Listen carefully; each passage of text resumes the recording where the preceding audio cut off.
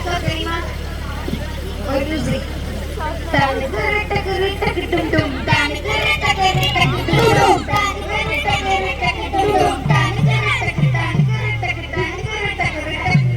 அப்படின்னு ஒரு BGM. நல்லா எல்லா குழந்தைங்களையும் ரொம்ப கவர் பண்ண ஒரு மியூசிக் அது. அந்த மியூசிக் எங்க இருந்து எடுத்தீங்க?